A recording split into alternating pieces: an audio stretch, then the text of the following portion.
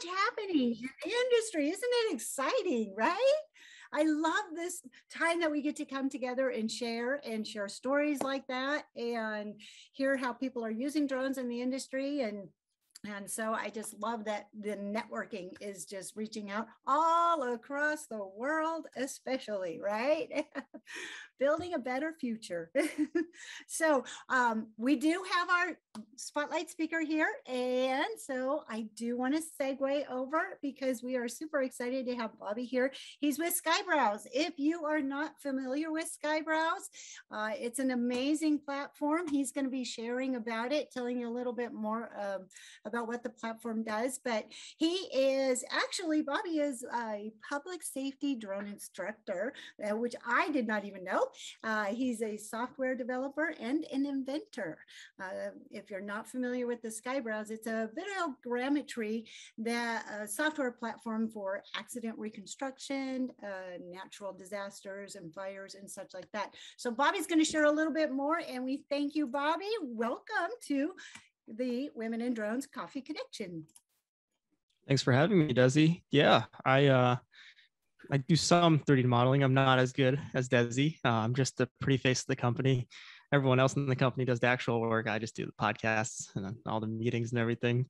So basically, SkyeBrowse started about 4.5, close to 5 years ago, coming up to the 5-year mark, where we democratized reality capture. It started off as a university research project funded by the US DOT, and I was doing research for it for a while. It paid really well. So not to brag, I was the highest paid researcher or student at Rutgers, making $90,000 a year. So I kept on doing it. It wasn't super interesting at the time, but what really spurred us to turn this into a company, as opposed to just keeping it pure research, is a motorcycle accident. So I took a turn too quickly, low side of my bike, tumbled about 80, 90 feet, going at like 65 miles an hour. And I ended up with a hole in my foot. So I ended up going to the hospital afterwards. And 3 hours later, I called my friends to pick up my motorcycle. And they said that police officers and firefighters were still there doing accident reconstruction on the entire scene. And that's when I realized there's a very, very real need for this research to turn to technology that first responders can use. Instead of spending 5 hours on a, say, major accident scene, you can do it in just 5 minutes with SkyeBrowse, in under 5 minutes with SkyeBrowse. And the entire platform is just to allow anyone to make a 3D model in just one tap. So we ended up patenting our videogrammetry technology and turned it into an iOS app, Android coming in 4 or 5 months. And basically all you have to do is just fly your drone above whatever you want to map out and tap start. And that's literally it. There's nothing else to making a 3D model. So I'll go ahead and show you a product demo of SkyeBrowse as well, and show everyone how easy it is to make a 3D model. So you just open up the SkyeBrowse app. It looks a little different now. We did a redesign on the app, so it looks a little prettier. But basically, you can connect to your drone from this. We work with most DJI drones, except for the really small ones. So any DJI drones using DJI Fly, as well as the newer ones, the Enterprise Advanced and the M300, but we'll support them soon enough. We also support all Autel drones. So that's about 94% of the drone market right now that we support. So once you enter into the app, connect to your remote controller, a drone will pop up, and you got 2 buttons right here. So we're going to go into SkyeBrowse, and you have 3 buttons. You got start, exit, and a map view. So you just fly directly above whatever you want to map out. If you tap the map view, that'll open up, and you can see this is Rosedale Park, one of my favorite catfishing spots. And you see 2 circles around the drone. So whatever's in those 2 circles turn into a 3D model. And if you fly higher, the circles get bigger. If you fly lower, they get smaller. And you just tap start right there. And you can see on the bottom right that the camera's already pitched itself downwards. It's calibrated itself. It's gathering flight logs right now. It's flying to its first path by itself. And pay attention to the right-hand side. You can see that it will start recording video right away. So the first orbit right there is at its current altitude to get the finer details. And then the second orbit is at a higher altitude to get the surrounding environment. And this takes around 90 seconds. So under 2 minutes, and there you go. And then you just take out your SD card, you plug it into your computer, and then upload it to skybrowse.com. And yeah, you're able to get a 3D model 10 minutes later. So it's really, really rapid 3D modeling as well as really easy 3D modeling. And all of that's due to our patented videogrammetry. So I'll also show you how you can map out larger scenes as well. So we have wide browse right here. Go ahead and tap that and you get a map view. So whatever's highlighted right here turns into a 3D model. You can pinch to zoom in, zoom out, rotate, make it bigger or smaller. And you just tap on the top right. And you can see there is an AI baked into the app right here telling you the recommended altitude for wide browse. So for every single flight pattern, there's a recommended altitude. Just fly on over there. And tap start on the left-hand side. And same exact workflow. The drone calibrates its cameras. It flies to and does this grid pattern right here. So one key differentiator about wide browse compared to just about any photogrammetry 3D modeling app is that because we're using video, the drone doesn't have to slow down to take pictures. Otherwise, if your drone slows down, otherwise, if it's too quick, then the pictures get blurry. Whereas with video, we use every single frame of the video to turn it into a 3D model. And as a result, we force the drone to fly at 34 miles an hour, which means you can map out 50 acres in 5 minutes with this. You really don't need a fixed wing or anything. You can take a commercial off the shelf like Mavic 2 Pro and use that to map out huge, huge areas right here. And another thing I want to mention is our user experience. So everything around SkyeBrowse is designed around presence of mind and ease of use. So what you see right here is where the drone took off. For wide browse, the drone will always fly to its furthest waypoint first, because when it's flying around, it's running lower and lower on battery. So you don't want the drone flying away from you. You want it coming closer to you right here. So as a result of that, even if you're doing a huge area, the drone will always be flying closer towards you, giving you that presence of mind right there. And you can see it's done. It'll automatically fly to home, and you just plug it in and you can make some really cool 3D models out of it. So right now we primarily serve public safety and fire. We have very specific industry use cases for them that make their lives easier, reduce the risk of them dying as well as just saving them a lot of time on both on the field and back at the office. So I'll go over some of the 3D models as well on top of that, because SkyeBrowse isn't just for car crashes. Let's show something pretty cool. This was a model made by Scott Malaker from Lakeside County Fire. So you can see this is the wide browse flight path right here, 4 minutes, 48 seconds. That's all it takes to get this NFL stadium. You can see the entire 3D model is just a new browser right here. You have full access to it. You can see how it loads over time, so it doesn't crash your computer. You don't have to download any expensive softwares or anything to view the 3D model. And of course, you have all these tools right here. So I think this is called touch end zone. I'm not a football person, so I don't actually know. I'm just gonna say touchdown right here. You can take measurements. All the measurements are accurate down to a centimeter, and they've actually been proven in court as well. So 9 times. So you know that they're really, really accurate. There's also an 80-page white paper on our website showing the accuracy of this. You can also easily take area measurements just by clicking a few times and then right-clicking out. So this is 46 acres in 5 minutes. So really, really huge area. You can turn to a heat map. As a result of this, it's really good for getting elevation profiles. So the brighter the color, the higher it is. The darker the color, the lower it is. And this is really useful for HAZMAT as well, because for pre-planning, LA Port Police uses this currently to map out the entire ports of LA for, say, Fleet Week with the Navy and everything. This gives you a slope of the 3D model, takes the highest points, and it gives you not only altitude, but also distance. So this will tell you, if something is trending downwards, then you can pre-plan a HAZMAT spillway. You actually know where the runoff goes beforehand. And as a result of that, to save a significant amount of lives, you don't have to wait around while everyone waits around. That really increases the risk of casualties right there. So this map right here is really good for that. And if I log into here and show you some other use cases. So this is Hurricane Henry. We've done Hurricane Henry, Surfside, Hurricane Ida, just about every natural disaster in the past year or so. You can see that there's also a clipping tool right here. this is a crazy 3D model as well. You can see the house being moved as well as some cars. But the story behind all of this is that the house was actually blown off its foundation in this 3D model right here. These cars didn't crash into the house. These cars were actually in the house, in the garage, and it was moved by the house altogether right here. So this is crazy. And if you zoom in, you can also see like shingles getting ripped off and everything. So this could be good for insurance purposes as well as real estate 3D modeling. Maybe not necessarily this to sell, but maybe for insurance right here. We have a pretty cool clipping tool. This is our isolator tool. It allows you to get cross sections of the 3D model pretty quickly just by doing this or removing it. So it allows you to get some really cool cross sections if you want to remove certain parts of the 3D model, or get like a cross section right here of the 3D model. It can be done in just a few clicks. And of course, because we're all web-based, you can share it really easily right here. You just click here, share by link, and anyone with this link can just copy and paste it. And there you go. Anyone with this link has the same exact access that I just showed you right here. Or you can share it to someone's email right here. And this is the more secure way of sharing right here.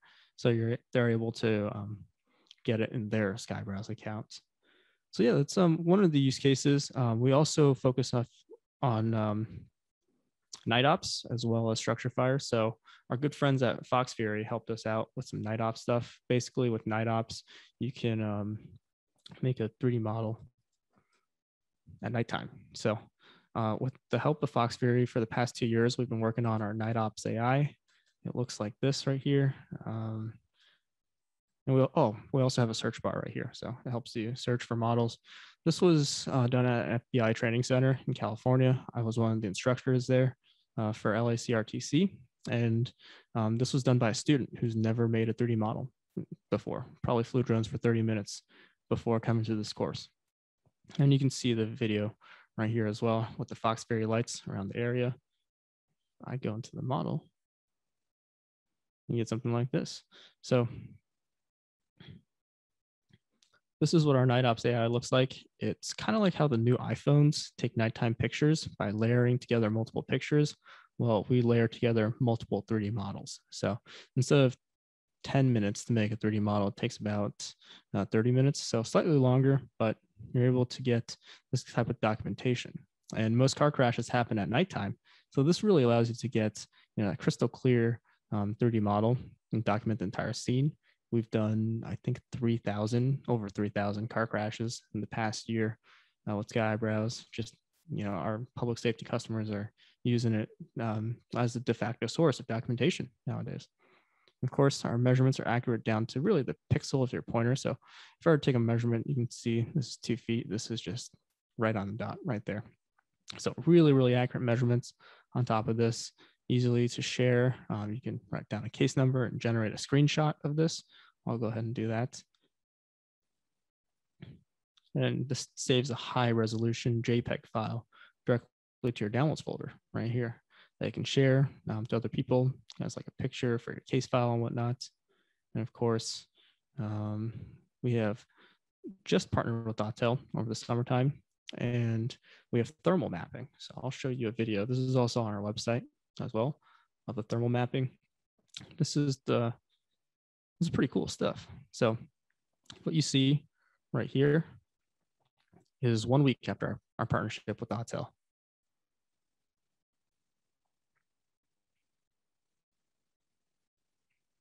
This is a real live structure fire right here. You can see the firefighters, the smoke, the wire cannons going up.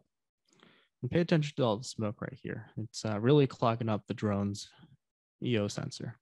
But with thermal, you can see there's no smoke whatsoever. This allows us to make a thermal reality capture in 30 seconds. So basically real-time thermal mapping right here. This is the first and only real-time thermal mapping in the world.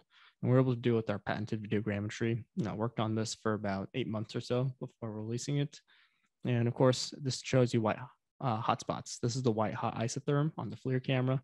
So you can see that whatever's white is hot, whatever is darker is colder right here. But what's most important about this 3D model, and I'll go into it as well, is this.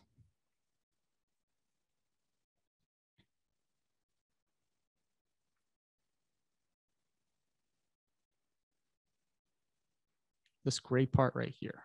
So imagine this being a large scale warehouse fire where you have firefighters on the rooftops and everything. Well, they're not going to be able to see, smell, or hear residual heat around the area. They can see the burning rafter, but what if it's spread underneath the structure? So they wouldn't even be able to see what's the residual heat. So you have all these firefighters on rooftops that could potentially fall into a burning death.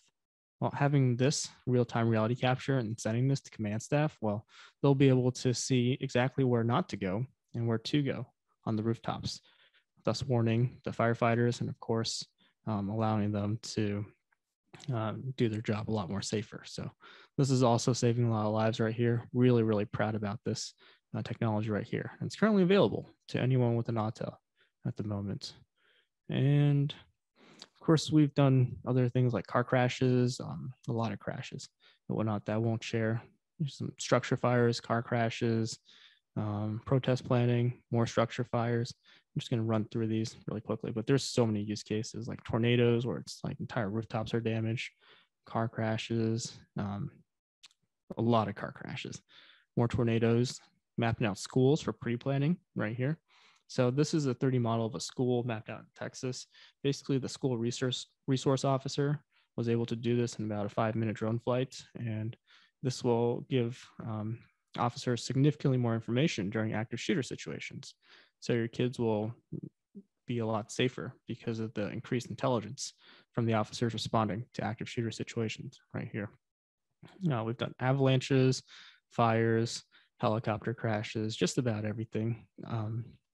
And of course, making the lives of first responders a lot safer. And that essentially sums up SkyeBrowse right here. We've launched our platform almost 2 years ago. It was SkyBrowse beta. It was available on the App Store January of 2020. And we've grown significantly with about over 200 departments around the US currently flying SkyBrowse. Some big ones include FDNY, LA Port Police, New Zealand Police Department, London Police, Hamilton Police. And of course, we're just making a lot of lives safer, reducing traffic on the roads because people are spending less time doing accident investigation. And hopefully we'll keep this up and just make the world a better, safer place. Bobby, I just have one thing to say. Way to take your mess, make it your message, and get paid for it. Yeah. I mean, come on, right? Have you guys heard that before? Take your mess, make it your message, and get paid for it. Congratulations. What a resourceful and inspiring young man you are. Thank you so much. Mm-hmm. Mm-hmm. Thanks. Really appreciate the conversation. Yeah, really the passion and the vision and the inspiration and the teamwork. It's just incredible. Thank you so much. Love Thanks. it. Yeah. I actually feel like I could do it. I'm not a mapper, but I actually feel like I could do it. So you can that's do even it. like a double bonus, right? Okay. So I'm going to share a story because I know you can do this. I know everyone on this call can do this because when I first met Bobby was maybe a year and a half ago or so, quite a while ago. And I literally did not know the program at all. And I'm one that likes to really do all that pre-flight planning. As everybody knows, I'm all about safety. So they come up and they say, here, learn this program and do it. And within 5 minutes, I was out there doing the whole mapping thing with this. So, wow. Yeah, you can do it. You can. And amazing results. I love the clarity when you're going through the screen there and you're showing all the clarity there. Fantastic. So we do actually have some questions that have popped up into the chat. If anybody wants to unmic and share their question. So let's have a comment, Desi, if I may. Yes, go ahead. I just want you to know that we've known Bobby for a couple of years now. He does have an amazing product, and there's a lot of choices in the market. But what he has done with the product that he created and developed was allowing some of the smaller departments that don't have the large budgets to afford some of the more expensive products to actually be able to map and reconstruct and open up those highways in such a short time. But it's giving tools to public safety that they really, really, really need. So kudos, Bobby, for what you accomplished, and thank you for the tools you provide for the industry. Thanks. And it's always a pleasure working with you and Antonio and Mario at Fox Fury. You guys are awesome people. If you guys haven't heard about Fox Fury, definitely check them out. They make great lights, but more importantly, they're great people to work with and hang out with. And likewise, so reach out to Bobby. Thank you. Mm-hmm. Mm-hmm. And also, I know it's geared towards public safety, but I myself do a lot of the mapping for preserving history. So there's a huge need for it. It goes beyond what I know you have envisioned it for, but I see more options as well, because there's just so much potential of what you can do with this. So a couple more questions popping up in there. I have a question for Bobby. Okay, perfect. Go ahead. Those night scenes where I saw that there were other lights at the car crash, scenes.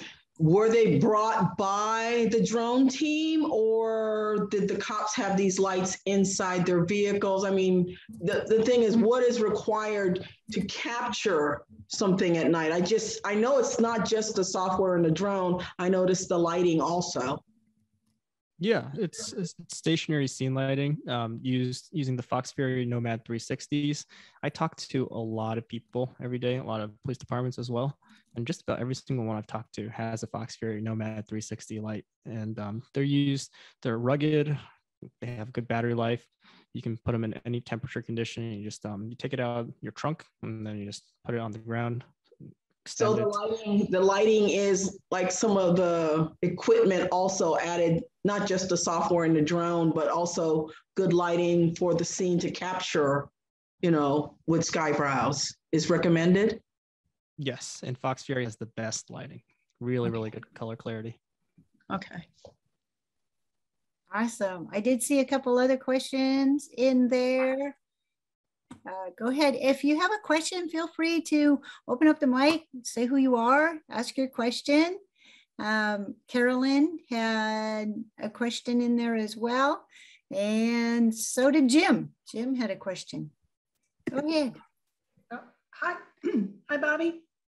I wondered if SkyeBrowse is considered governmental, municipal, or departmental purchase discount possibilities.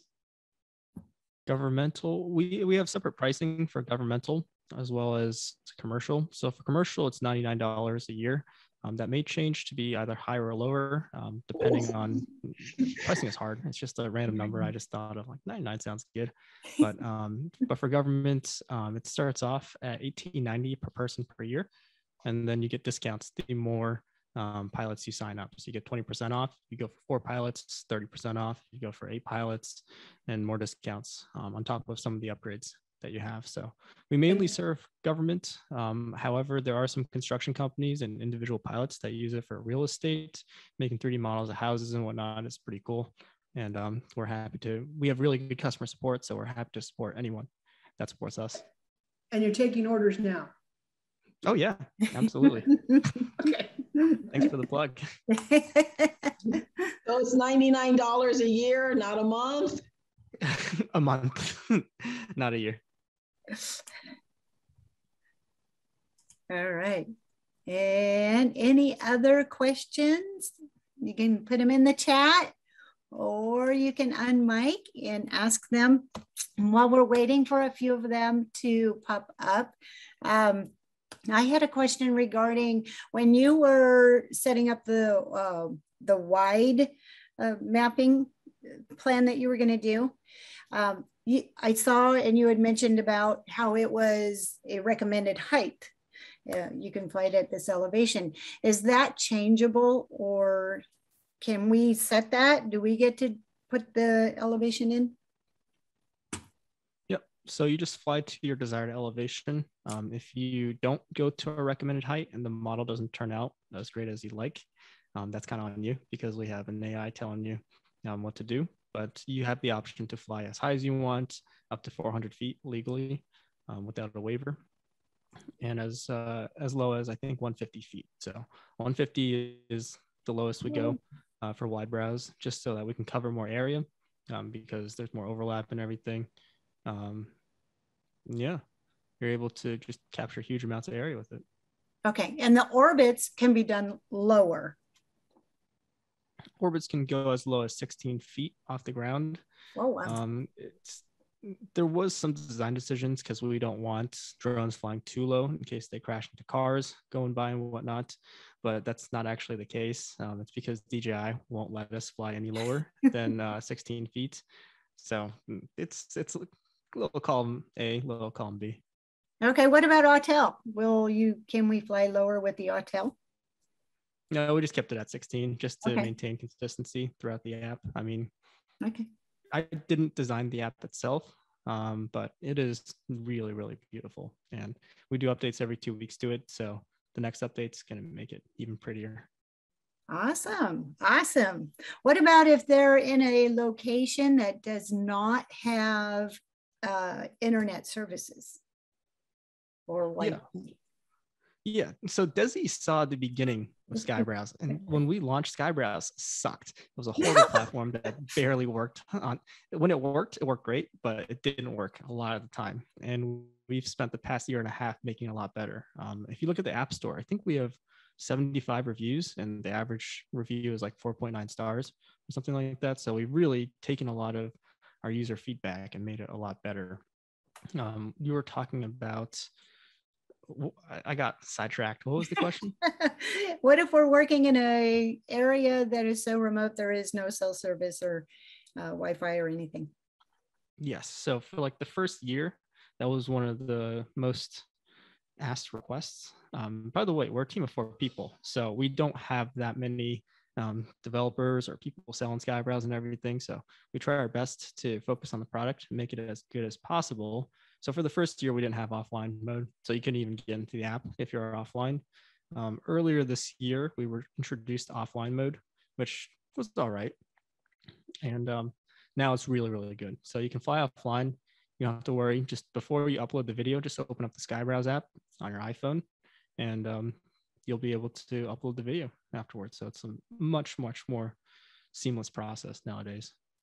And does it run off of Android and ISO, or one or the other?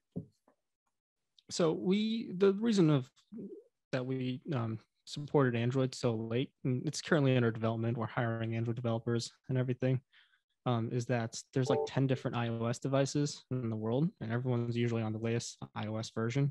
Whereas Android back in the day was 7,000, now it's 35,000 Android devices, and everyone uses a different version of Android.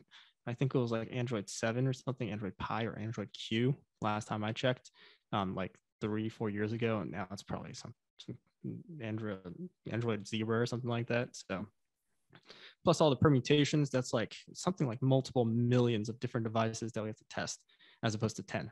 So we've been holding off on Android until we have a bigger team. So that's why right now we're hiring Android developers, and we have to buy a good amount of Android devices to test it all out on. But yeah, it'll be available in about 4 or 5 months or so. Ah, did I just hear hiring? Wow, that's awesome. Women in Drones, has that website if you want to go there and check out job postings, right? There's a little plug. We do have a couple more questions in here. Tani, are you at a place where you can unmic and ask your questions, or you want me to read it? You can go ahead. Well, my question essentially is as far as the storage. I know after post-processing, the files are downloadable. Is there a limited amount of time those files are available before they have to be, before they're removed from your cloud? So because we serve a lot of federal, state and local governments, we are not legally allowed to delete the files, which means that your files stay on SkyeBrowse forever. You have access to it, in theory, forever. Awesome. Thank you. Great question, too. Marie-Louise, you have a question as well. Do you want to unmic, or you want me to read it?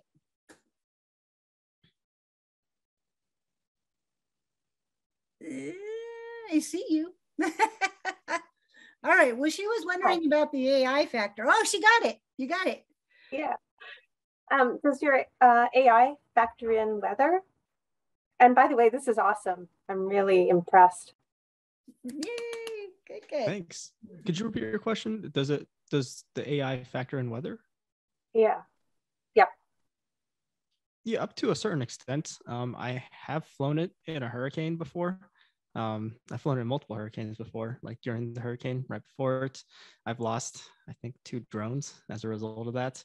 I'm really bad at flying drones. I've been flying for like 5 years and I've crashed just about all my drones, mostly to test out SkyeBrowse as opposed to just, me crashing it. But I've flown it in 35-mile-an-hour winds and you're good to go. Any gusts over 40, I wouldn't recommend, because either the drone blows away or the 3D model gets a little shaky looking and blurry looking. But for the most part, you can fly in just about all weather conditions. I've done it in snowstorms, heavy downpour, hurricanes. No tornadoes. There's no tornadoes in New Jersey. That's where I'm based. But for the one time, this was like 2 years ago during Thanksgiving, I was testing out SkyeBrowse because SkyeBrowse was no good at all. We had to run a lot of tests on it. It was gusting at like 45, 50-mile-an-hour winds. So it just, because SkyeBrowse also tracks where your drone goes, it basically just blew my drone away. And I just never could get control of it. And like it was like 2 miles away on the top of a roof of a Target. And I was like, oh man, I really don't want to ask the Target employees, hey, I lost my drone on your rooftop. Can I climb up there and see it? So it's, to this day, to my knowledge, it's still up there on that Target. There's a Mavic Pro up there. If you guys want to get it, just shoot me a message. And if you want to ask the Target employees, I'm sure they'll let you go on the rooftops. All right, Eric, go ahead and unmic. You've got one. I thought I would try to make it more interactive here. Oh, I was just going to tell Bobby, don't worry about crashing your drones, because it's like, I used to be a kayaker, and, unless you're paddling in rough conditions enough to flip your kayak, you never have to learn to roll it back up. So yeah, I don't know any dronist worth a damn that doesn't crash drones all the time. So yeah, don't feel badly about it. Thanks. Yeah, I just trashed 2 in Iceland in one day. So Really? I don't think you've ever beaten that record. Which drones did you trash? Mavic 2s, unfortunately, the heat got to them. Oh, yeah. Were you recording volcanoes or something? I was, yes. So that happened the first day. So the rest of the trip, I got to just fly backwards and shoot with hitting the either the video or the still button. You just had to keep on pushing the envelope, didn't you, Eric? Well, oh yeah. I didn't realize until they got back. So yeah, Bobby, don't feel badly about crashing drones at all. Gotcha. So what, did the volcano just melt your propellers and they just dropped out of the sky? Well, no, it melted the bottom distance sensor, then it melted the gimbal motor, and then it melted the propellers. So I was flying limp for about 4 days. Wow. Crazy. And he's going to share that story with us. Yeah, I'll show you the pretty pictures of my dead drones. And then drones, okay. That'll be exciting. And I hear there's a weird vehicle involved in that too. Yeah, there is. So, looks like Diana posted something into our chat as well. Yes, if Eric presents, I definitely want to see that. I want to go to Iceland, but the volcanic, what's been going on over there is incredible. So, hey, you lost your drone, but glad that you got to be over there. Yes. So, all right, well, we're going to wrap it up. And Kim has picked a very appropriate room topic. So we definitely want to get in there and hear all about this. We want you to share about your drone crashes. Okay. Oh yeah. I know everybody has one. I always say, hey, fly it like you stole it. But so let's hear your drone crashes. I don't think we have long enough for mine, but I'm going to go ahead and go out to our breakout sessions. And we want to thank you again, Bobby, for sharing. It was fantastic. And we love the platform. And so we will circle back and we'll create the rooms right now. Thanks. Appreciate you having me. I'm going to, join the room. Cool. All right, there we go. That kind of wraps it up.